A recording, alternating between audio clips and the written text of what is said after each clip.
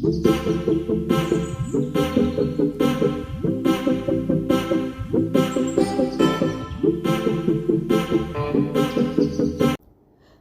बच्चों, गुरुकुल में आपका स्वागत है।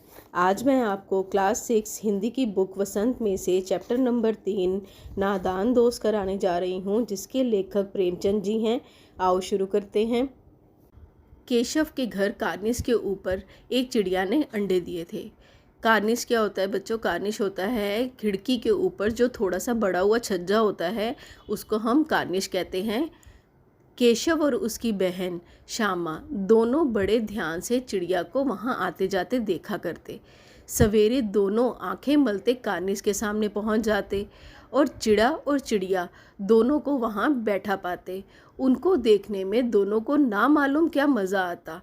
दूध और जलेबी की सुध भी ना रहती थी। दोनों के दिल में तरह तरह के सवाल उठते। अंडे कितने बड़े होंगे, किस रंग के होंगे, कितने होंगे, क्या खाते होंगे, उनमें से बच्चे किस तरह निकल आएंगे, बच्चों के पैर कैसे निकलेंगे, घोंसला कैसा होगा। लेकिन इन बातों का जवाब देने वाला कोई नहीं। ना अम्मा को घर के कामों से फुर्सत और ना ही बाबूजी को पढ़ने लिखने से।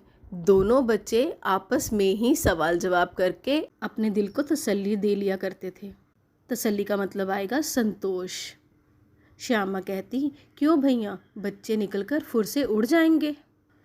केशव विद्वानों जैसे कहता, नहीं री पगली, पहले पर निकलेंगे, बगैर परों के बेचारे कैसे उड़ेंगे।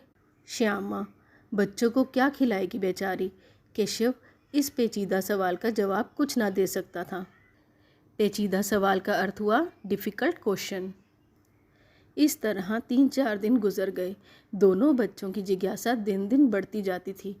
अंडों को देखने के लिए वह अधीर हो उठते थे। उन्होंने अनुमान लगाया कि अब ज़रूर बच्चे निकल आए होंगे। बच्चों के चारे का सवाल अब उनके सामने आ खड़ा हुआ। चिड़िया बेचारी इतना दाना कहाँ पाएगी कि सारे बच्चों का पेट भरे। गरीब बच्चे भूख के मारे चू चू करके मर जाएंगे। चिड़िया बेचारी इतना दाना कहाँ पाएगी कि सारे बच्चों का पेट भरे। गरीब बच्चे भूख के मारे चू चू करके मर जाएंगे। इस मुसीबत का अंदाज़ा करके दोनों घबरा उठे। दोनों ने फैसला किया कि कार्निश पर थोड़ा सा दाना रख दिया जाए। श्यामा खुश होकर बोली, तब तो चिड़िया को चारे के लिए कहीं उठकर ना जाना पड़ेगा। केशव, नहीं, तब क्यों जाएगी। श्यामा, क्यों भैया, बच्चों को धूप ना लगती होगी। केशव का ध्यान इस तकलीफ़ की ओर ना गया था।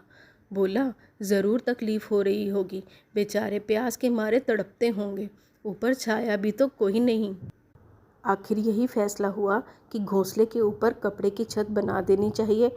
पानी की प्याली और थोड़े से चावल रख देने का प्रस्ताव भी स्वीकृत हो गया। प्रस्ताव प्रपोजल को कहते हैं। स्वीकृत एक्सेप्ट हुआ। जब आप किसी के सामने अपने विचार रखते हैं तो वो एक्सेप्ट हो जाता है, स्वीकृत हो जाता है। दोनों बच्चे बड़े चाव से काम करने लगे। चाव का अर्थ दिल लगाकर या मन लगाकर। श्यामा माँ की आंख बचाकर मटके से चावल निकाल लाई। केशव ने पत्थर की प्याली का तेल चुपके से ज़मीन पर गिरा दिया और उसे खूब साफ करके उसमें पानी भरा। अब चांदनी के लिए कपड़ा कहाँ से आए?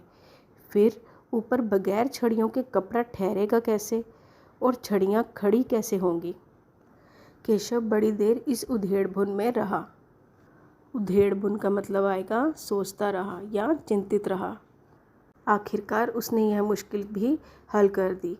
श्यामा से बोला, जाकर कूड़ा फेंकने वाली टोकरी उठा लाओ, अम्मा जी को मत दिखाना।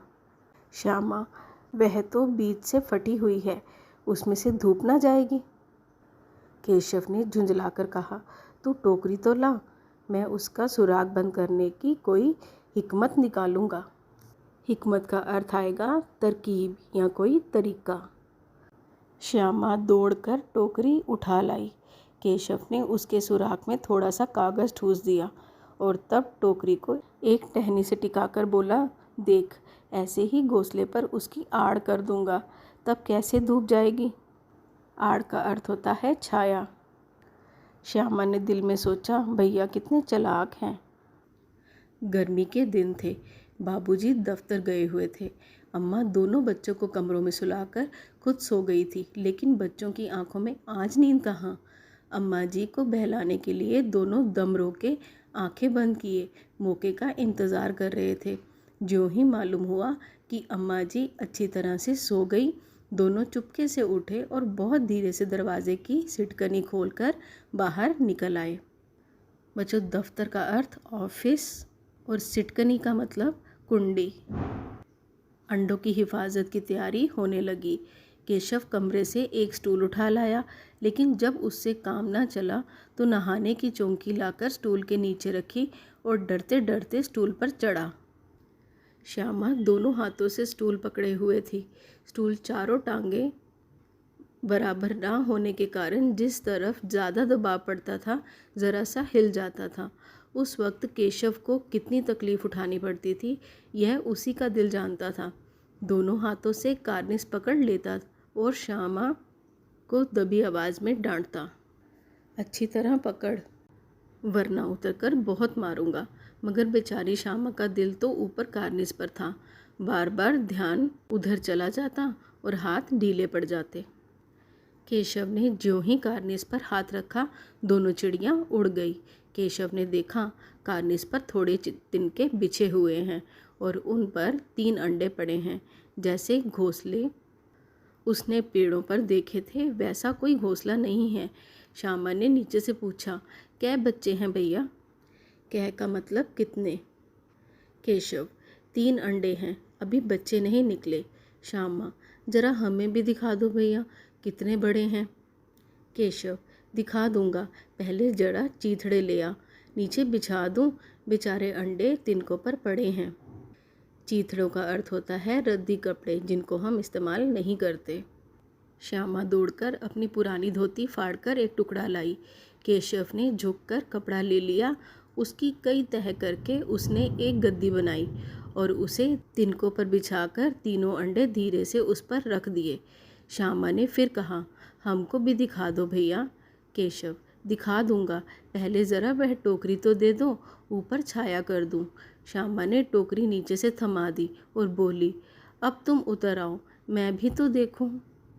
केशव ने टोकरी को एक टहनी से टिकाकर कहा, जा दाना और पानी की प्याली ले आ, मैं उतर आऊं तो तुझे दिखा दूंगा। श्यामा प्याली और चावल भी लाई। केशव ने टोकरी के नीचे दोनों चीज़ें रख दी और आहिस्ता से उतर आया। श्यामा ने गिड़गिड़ाकर कहा, अब हमको भी चढ़ा दो भैया। केशव, तू गिर पड़ेगी। श्यामा, ना गिरूंगी भैया, तुम नीचे से पकड़े रहना। केशव, ना भैया, कहीं तू गिर गिरा गई तो अम्मा जी मेरी चटनी ही कर देंगी, कहेंगी कि तूने ही चढ़ाया था। क्या करोगी देखकर, अब अंडे बड़े आराम से हैं, जब बच्चे निकलेंगे तो उनको पालेंगे। दोनों चिड़ियाँ बार बार कार्निस पर आती थी और बगैर बैठे ही उड़ जाती थी।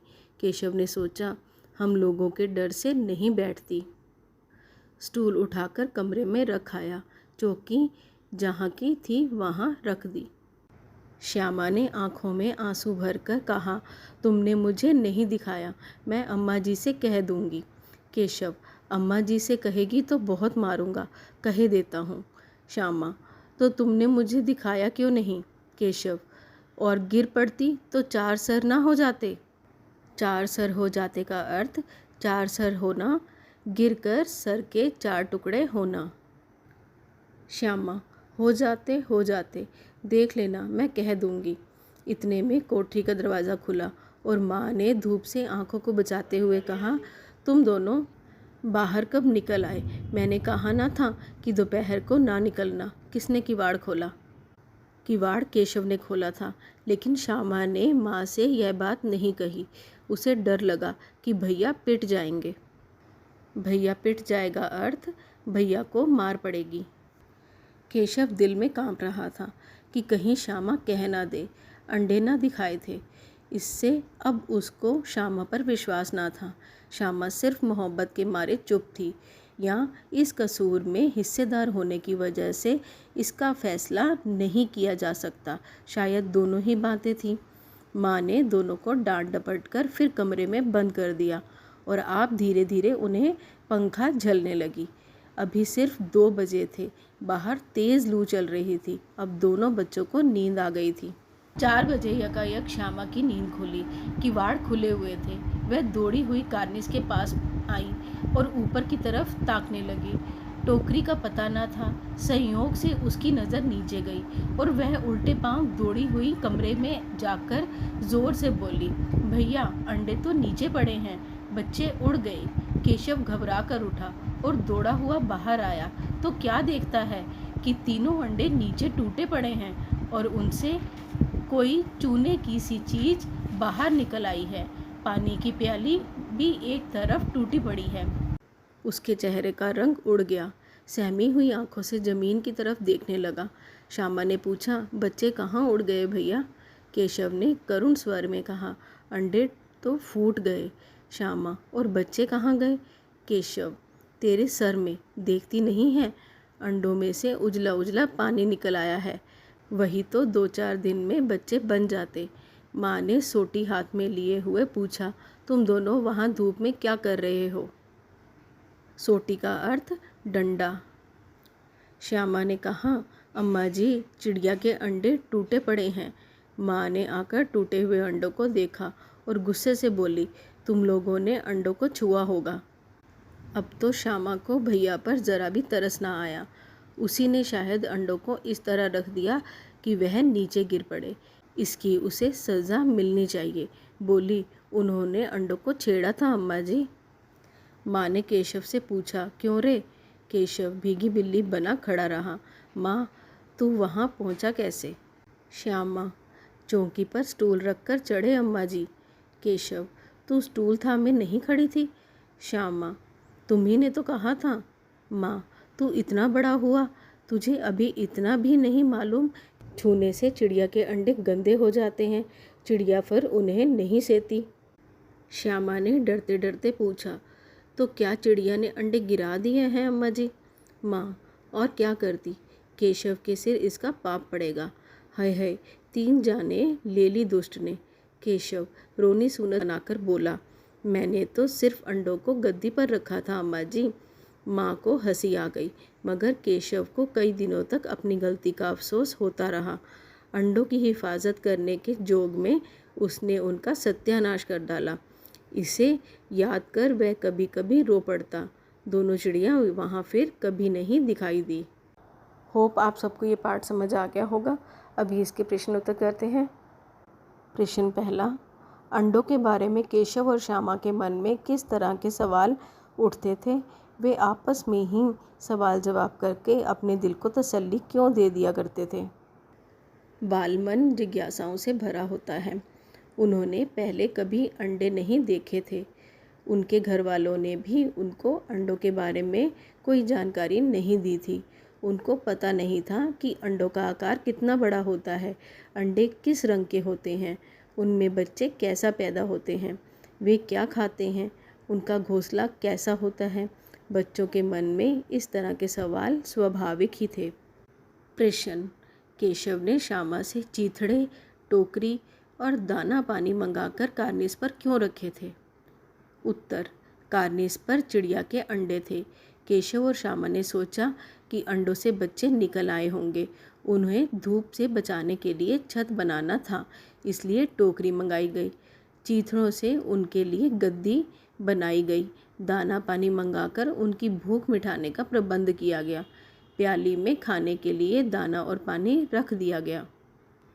प्रश्न, केशव और श्यामा ने चिड़िया के अंडों की रक्षा की या नादानी? उत्तर, केशव और श्यामा ने अपनी ओर से तो उन अंडों की रक्षा करनी चाहिए, पर यह उनकी नादानी सिद्ध हुई। चिड़िया अपने अंडों की रक्षा स्वयं कर सकती थी। बच्चे ने अंडों की रक्षा करने के प्रयास में उन्हें छूकर गंदा कर दिया। उन्हें नहीं मालूम था कि यदि वे अंडे छू लेंगे तो चिड़िया उन्हें छोड़ ही देगी। वास्तव में वे तो उन अंडों की रक्षा करना चाहते थे, लेकिन नादानी में रक्षा में हत्या हो गई। प्रश्न, केशव और श्यामा ने अंडों के बारे में क्या क्या अनुमान लगाए? यदि उस जगह तुम होते तो क्या अनुमान लगाते और क्या करते? उत्तर, केशव और श्यामा ने अनुमान लगाया कि अब उन अंडों से बच्चे निकल आए होंगे। चिड़िया इतना कहाँ से लाएगी। गरीब बच्चे इस तरह चू चू करके मर जाएंगे। उन्हें धूप से भी कष्ट होगा। यदि केशव और श्यामा की जगह हम होते तो हम अनुमान लगाते कि कोई जानवर या अन्य जीव जंतु तो उन अंडों तक नहीं पहुंच जाएगा। कार्निस तक कोई जानवर ना पहुंचे। मैं इसका प्रयास करता। हम अंडों के साथ छेड़छाड़ नहीं करते। चिड़ियों के लिए दाना हम कार्निस पर रखने की जगह नीचे ज़मीन पर बिखेर देते। प्रश्न, माँ के सोते ही केशव और श्यामा दोपहर में बाहर क्यों निकल आए। माँ के पूछने पर भी दोनों में से किसी ने किवाड़ खोलकर दोपहर में बाहर निकलने का कारण क्यों नहीं बताया। उत्तर, क्योंकि वही समय ऐसा था जब वे बाहर आकर चुपचाप चिड़िया के बच्चे को देख सकते थे। माँ उनको देख लेती तो अंडों को हाथ ना लगाने देती। माँ के पूछने पर पिटाई के डर से दोनों में से किसी ने बाहर निकलने का कारण नहीं बताया। प्रश्न, प्रेमचंद जी ने इस कहानी का नाम नादान दोस्त रखा। आप इसे क्या शीर्षक देना चाहोगे। उत्तर, हम इसका दूसरा अन्य शीर्षक रक्षा में हत्या या बच्चों की नादानी देना चाहेंगे। अगर आपको मेरी ये वीडियो अच्छी लगी, लाइक करना, कमेंट करके मुझे ज़रूर बताना कि आपको मेरी ये वीडियो कैसी लगी। अपने फ्रेंड्स के साथ भी ज़रूर शेयर करना ताकि वो भी ये पार्ट सीख सकें। और मेरे चैनल को सब्सक्राइब ज़रूर करना, बेल आइकन ज़रूर प्रेस करना ताकि आगे आने वाली वीडियोज़ की नोटिफिकेशन आपको मिल सके।